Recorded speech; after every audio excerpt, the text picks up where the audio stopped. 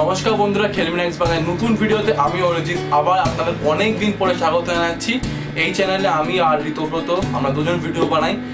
Last 5-6 দিন আমরা video বানাতে পারিনি, কারণ আমাদের দুজনেরই পরীক্ষা চলছিল একসাথে, অনলাইন পরীক্ষা। তো সেই জন্য আমরা ভিডিও বানাতে পারিনি, কিন্তু এখন পরীক্ষা যেহেতু শেষের দিকে, তো আমরা আবার রেগুলারলি আপনাদের জন্য ইন্ডিয়ান ফুটবল রিলেটেড আপডেটস নিয়ে চলে আসবো। আর আজকে কিন্তু অনেকগুলো আপডেটস নিয়ে চলে এসেছি। লাস্ট 2-3 দিনের ঘটনাই বলবো, পুরো 5 দিন কভার করতে যাবো না। লাস্ট 2-3 দিন যেটা ইম্পর্টেন্ট খবরগুলো আমাদের কাছে আছে সেগুলো আমি আপনাদের দেবো। বড় বড় খবর কিন্তু ইস্ট বেঙ্গল ক্যাম্প থেকে আসা উচিত ছিল এখন, আর সেটাই কিন্তু আসছে। স্পেশালি কোচ এবং ফরেন সাইনিং রিলেটেড খবর তো অনেক আসছে। তার সাথে সাথে এখন আমরা নজর রাখবো এটিকে মোহনবাগান কি করছে। কিন্তু প্রথমে সবথেকে ইম্পর্টেন্ট জিনিস যেটা হচ্ছে ইন্ডিয়ান ফুটবল কিন্তু ফিরে এসছে ইন্ডিয়ার এই মাঠেতে। I league second division campaign start করেছে বাংলার দুটো টিম, ভবানীপুর এফসি এবং মোহামেডান স্পোর্টিং এফসি। সেই দুটো ম্যাচের দিকে নজর রাখবো, সেই দুটো ম্যাচের রেজাল্ট কি হয়েছে সেদিকে আমরা নজর রাখবো। তো চলুন বন্ধুরা, বেশি দেরি না করে ভিডিওটা শুরু করা যাক। প্রথমে যেটা বলছিলাম, আই লিগ সেকেন্ড ডিভিশন দিকে নজর রাখবো। কালকে আই লিগ সেকেন্ড ডিভিশন দুটো ম্যাচ ছিল। প্রথম ম্যাচ ছিল হচ্ছে Bhawanipur FC versus FC Bengaluru ইউনাইটেডের মধ্যে। আর এই ম্যাচটা কিন্তু ভবানীপুর ইউনাইটেড জিতে নিয়েছে 2-0 গোলে। দুটো গোল করেছে 26 মিনিটে পঙ্কজ মোলা, আর 60 মিনিটে ফিলিপ আর্টজার গোলে কিন্তু জিতে নিয়েছে ম্যাচটা ভবানীপুর। এই ম্যাচটা কিন্তু অনেক ভালো বা বেটার ম্যাচ হয়েছে আমি বলবো মোহামেডান স্পোর্টিং এবং গারওয়াল এফসি ম্যাচটার থেকে। ম্যাচটা 12:30টার সময় স্টার্ট হয়েছে, মানে এটা একদম অপ্রত্যাশিত ব্যাপার যে একটা ফুটবল ম্যাচ 12:30টার সময় স্টার্ট হচ্ছে। কিন্তু কালকের ওয়েদারটা বা টেম্পারেচারটা হয়তো একটু কম ছিল বাকি দিনের থেকে, তো হয়তো একটুখানি অসুবিধা কম হয়েছে, কিন্তু প্রত্যেকটা দিন তো সেম থাকবে না। এরপরেও কিন্তু আই লিগ সেকেন্ড ডিভিশনের ম্যাচ 12:30টার সময় থাকবে।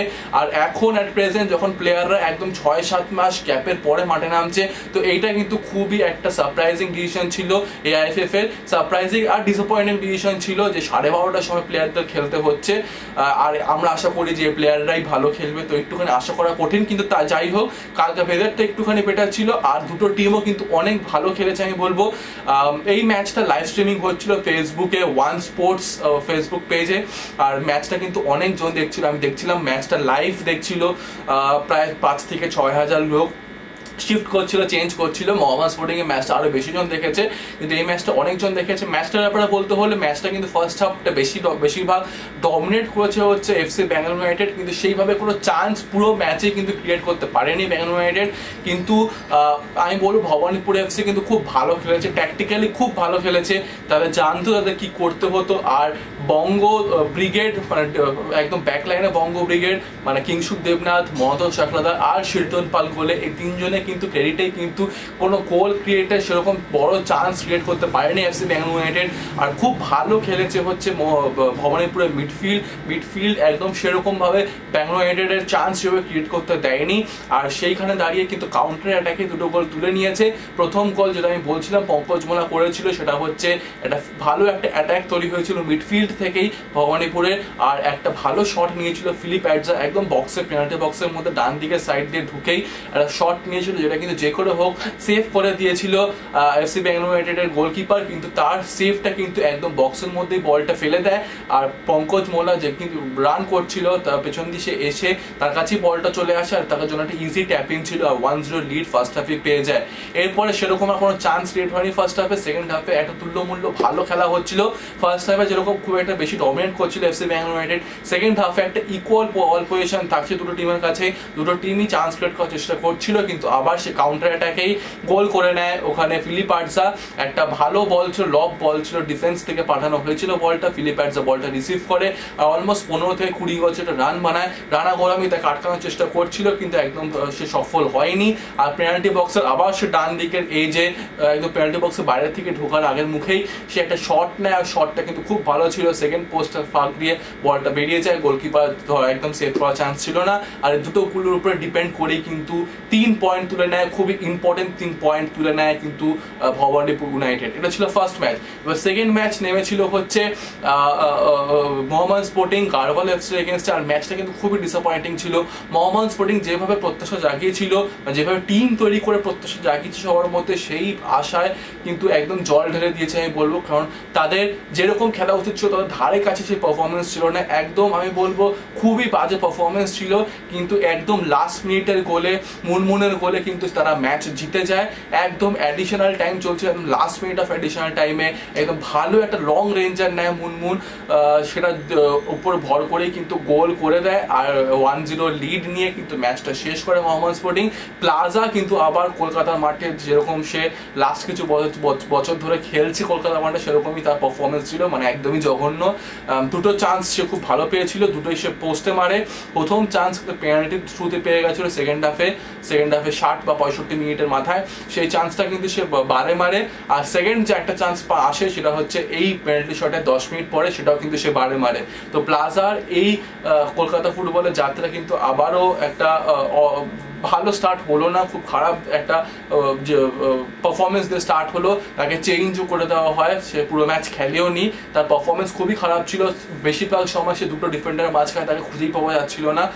কোথাও একটা মনে হচ্ছিল মোহাম্মদ স্পোর্টিং যে মিডফিল্ডে ক্রিয়েটিভিটি যেটা তীর্থঙ্কর নিয়ে আসে সেটা মিস করছিল, কারণ তীর্থঙ্কর এবং ভবানীপুরের ক্রোমা কিন্তু দুজনেই কিন্তু করোনা ভাইরাসের জন্য এই টুর্নামেন্ট থেকে বাইরে। এখন ক্রোমাকে সেরকম মিস না করলেও ভবানীপুর এফসি তীর্থঙ্কর কিন্তু খুবই মিস করেছে। তীর্থঙ্কর যে কন্ট্রোল আনে মোহাম্মদ স্পোর্টিং মিডফিল্ডে সেটা কিন্তু দরকার ছিল মোহাম্মদ স্পোর্টিং এফসি, আর সেটা না থাকার জন্য কিন্তু খেলাটা ডানা বাঁধেনি।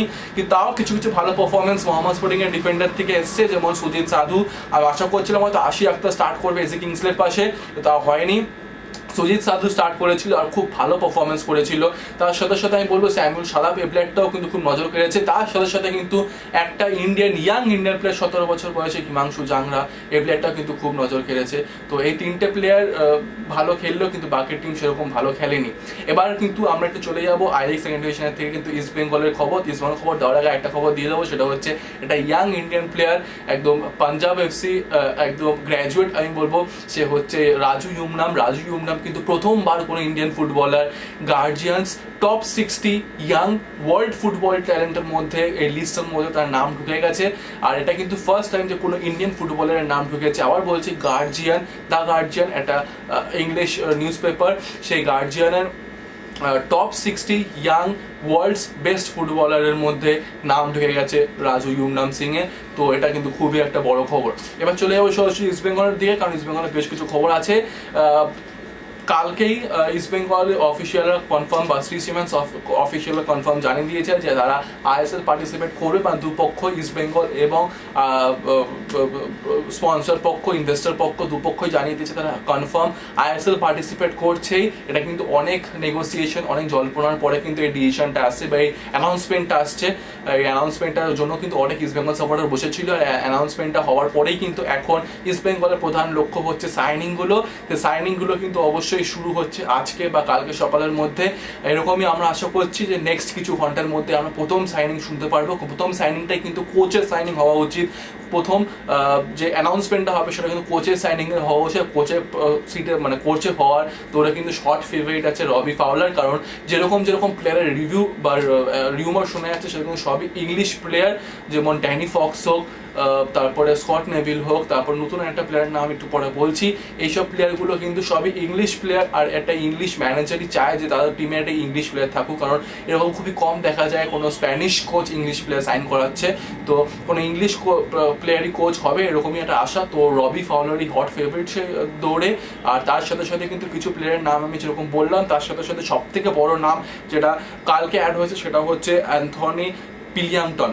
অ্যান্থনি পিলিয়াংটন কিন্তু একজন আইরিশ ব্যাকগ্রাউন্ডের প্লেয়ার, তার বয়স 32 হলেও সে খেলতে পারে কিন্তু দুটো উইংয়ে, রাইট উইং এবং লেফট উইং। তার সাথে সাথে কিন্তু সে অ্যাটাকিং মিডফিল্ডার এবং সেকেন্ড স্ট্রাইকার হিসাবেও খেলতে পারে। তো এই প্লেয়ারটি কিন্তু একদম ইউটিলিটি প্লেয়ার, আপ ফ্রন্টে অনেক জায়গায় খেলতে পারে। এই প্লেয়ারটা কিন্তু পেছনে দৌড়াচ্ছে ইস্ট বেঙ্গল, আর হয়তো এই প্লেয়ারটা সাইনিং কিন্তু খুব শিগগিরই অ্যানাউন্সও করে দেবে ইস্ট বেঙ্গল। কিন্তু আমি আবার বলছি প্রথম অ্যানাউন্সমেন্টটা কিন্তু কোচের হবে। কোচের সাইনিং অ্যানাউন্স হলে কিন্তু এই প্লেয়ারটার সাইনিং হয়তো অ্যানাউন্স করে দেবে ইস্ট বেঙ্গল। আর এরকম কিন্তু অনেক বড় বড় ইংলিশ জার্নালিস্ট এই খবরটা বলছে যে এই প্লেয়ারটাকে সাইনিং কিছুদিনের মধ্যেই, বা এই প্লেয়ারটা কিন্তু ইন্ডিয়ান সুপার লিগের টিম ইস্ট বেঙ্গলের পথে, এরকমই খবর আমাদের কাছে। তো এই প্লেয়ারটার ব্যাপারে একটু বলে দিই, দেখুন স্ট্যাটস বলে দিই। এই প্লেয়ারটা কোন কোন ক্লাবে খেলেছে সেটা বলে দিই আপনাদের। এই প্লেয়ারটা কিন্তু খেলেছে হাডার্সফিল্ড ইউনাইটেডে 2 বছর ছিল, তারপর সেখান থেকে নরউইচ সিটিতে যায় 3 বছর, আর এই নরউইচের হয়ে কিন্তু সে খেলে হচ্ছে প্রিমিয়ার লিগ, আর প্রিমিয়ার লিগে কিন্তু এই প্লেয়ারটা টটিংহাম এবং ম্যানচেস্টার ইউনাইটেডের মতো টিমের এগেনস্টে গোল আছে, যেটা কিন্তু খুবই একটা বড় ব্যাপার। তো এই প্লেয়ারটা যে ইংলিশ টপ লিগে খেলেছে সেটাই প্রমাণ, যে মানে ভালো যে সুনাম নিয়ে খেলেছে সেটাই প্রমাণ যে টটেনহাম এবং ম্যানচেস্টারের মতন টিমের এগেন্সে তার প্লেয়ারটা গোল আছে। তার সাথে সাথে কার্ডিফে এই প্লেয়ারটা অন্তত 5 বছর কাটিয়েছে, আর লাস্ট 1 বছর সে উইগান থেকে কাটিয়ে কিন্তু ইস্ট বেঙ্গলের আসার পথে এরকম শোনা যাচ্ছে। এই প্লেয়ারটা কিন্তু আয়ারল্যান্ডকেও রিপ্রেজেন্ট করেছে, 9টা ম্যাচে আয়ারল্যান্ডকে রিপ্রেজেন্ট করেছে, আয়ারল্যান্ডের হয়ে গোলও আছে। রবি কিন যে 2 বছর আগে যে এটিকে মোহনবাগানের মার্কি প্লেয়ার ছিল, সেই প্লেয়ারটার এগেনস্টে বা সেই প্লেয়ারটার সাথে খেলেছে। রবি কিন আয়ারল্যান্ডেরই প্লেয়ার, রবি কিনের সাথে কিন্তু খেলার এক্সপিরিয়েন্স আছে অ্যান্টনি প্লিংটনের। তো এই প্লেয়ারটাকে সাইন করার মুখে ইস্ট বেঙ্গল খুব শিগগিরই হয়তো অ্যানাউন্সমেন্টটা হয়ে যাবে। এটা হচ্ছে ফরেন সাইনিং। আমি আরো দুটো নাম বললাম, এখন আবার বলে দিচ্ছি, সেটা হচ্ছে স্কট নেভিল আর ড্যানি ফক্স। এই দুটো প্লেয়ারকে হয়তো ইস্ট বেঙ্গল কিছুদিনের মধ্যে সাইন করিয়ে নেবে। তার সাথে সাথে কিন্তু আরো কিছু প্লেয়ারকে ইস্ট বেঙ্গল অবশ্যই সাইন করাবে ফরেন সাইনিং এর মধ্যে। কিন্তু ইন্ডিয়ান সাইনিং কি হবে, কারণ ইন্ডিয়ান সাইনিং এরকমই শোনা যাচ্ছে যে অনেকগুলো ইন্ডিয়ান এক্সপিরিয়েন্স প্লেয়ারকে ছেড়ে দেবে, যাদের সাথে East Bengal officially pre contract sign করে রেখেছে, যেরকম কেভিন লোবো হোক বা লিংডো হোক, এরকম অনেকগুলো প্লেয়ার ছেড়ে দেবে। তার সাথে সাথে নতুন কিছু প্লেয়ার নেবে, যেরকম অলরেডি আপনারা জানেন নাম শোনা গেছে জে নারায়ণ দাসের মতন প্লেয়ারদের। আনাসের ব্যাপারে কিন্তু এখনো কোনো কনফার্ম নিউজ নেই, কিন্তু আমরা অনেকদিন আগে থেকে বলে আসছি আনাস কিন্তু ইস্ট বেঙ্গলেরই পথে, আর ইস্ট বেঙ্গল কিন্তু আনাসের জন্য ঝাঁপাচ্ছে, এটা আর গোপনের কিছু নেই। কিন্তু ইস্ট বেঙ্গল চাইছে একটা ইয়াং ডিফেন্ডার নিতে, যদি কোনো ভালো ইয়াং ডিফেন্ডার অপশন তাদের কাছে চলে আসে তারা সেটা তার দিকেই যাবে। যদি তারা একটা ইয়াং ডিফেন্ডার না পায় তাহলে কিন্তু তাদের কাছে অপশন শুধু একটাই থেকে যাবে, সেটা হচ্ছে আনাস। এবার দেখার আনাস ইস্ট বেঙ্গলে আসেন এখনো ইয়াং ডিফেন্ডার সাইন করে নেয়, কিন্তু ইম্পর্টেন্টলি আনাস কিন্তু এখনো কোনো আই লিগ বা আইএসএল ক্লাবের জন্য সাইন করায়নি। তো আনাস কিন্তু এখনো ফ্রি এজেন্ট আছে, কিন্তু আর 10 দিন মাত্র ট্রান্সফার উইন্ডো খোলা থাকবে। 10 দিনের মধ্যে কিন্তু প্লেয়ারগুলো সাইন করে নিতে পারে। হতেই পারে ইস্ট বেঙ্গল দুটো ইন্ডিয়ান ডিফেন্ডার সাইন করে নিচ্ছে, একটা ইয়াং ডিফেন্ডার আর একটা আনাস, কিন্তু কি হয় তার জন্য ওয়েট করতে হবে। তার সাথে সাথে কিন্তু ইস্ট বেঙ্গল সাইন করবে হচ্ছে দুটো ইন্ডিয়ান ইয়াং প্লেয়ার, রিকি সাবং এবং হরমনপ্রীত সিংকে। তার সাথে সাথে কিন্তু আরেকটা রাইট উইঙ্গার সাইন করাতে পারে, যার মধ্যে দুটো প্লেয়ারের মধ্যে কথাবার্তা চলছে। এবার যে এগ্রি করবে সেই চলে আসবে। একটা হচ্ছে ডানমাভিয়া রালদে, হায়দ্রাবাদ এফসি থেকে অন লোনের প্লেয়ারটাকে আনার চেষ্টা করছে।